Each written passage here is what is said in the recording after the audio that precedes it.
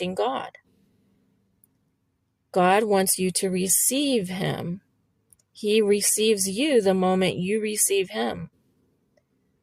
John 1:12 says, "But as many as received him, to them gave he power to become the sons of God." So when we receive him, we become his child. We're in his family. And what happens with family? You can go back to your family home.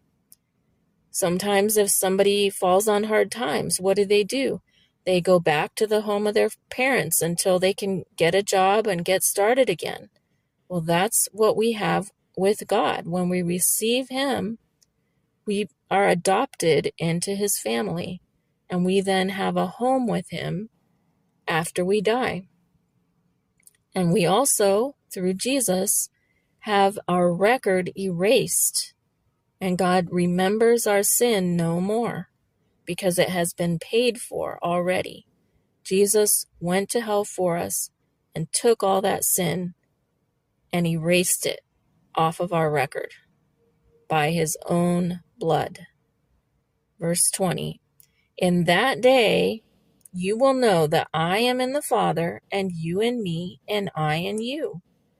One who has my commandments and keeps them, doesn't throw them away, doesn't ignore them, doesn't throw them in the trash. One who has my commandments and keeps them, that person is one who loves me." That person. The one who keeps Jesus' commandments is the one who loves him. There are many people who are in the church, who claim to be Christians, who even lead churches, and yet they are throwing out God's commandments, throwing out Jesus' commandments, and saying, you don't really have to do all that.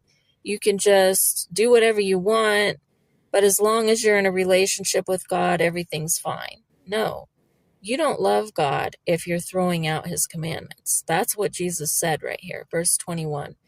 One who has my commandments and keeps them, that person is one who loves me.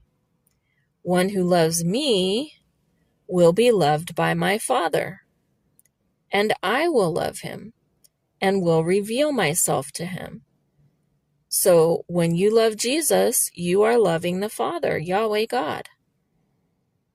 And Yahweh God will love you because you love Jesus. Verse 22, Judas, not Iscariot. So it's not the Judas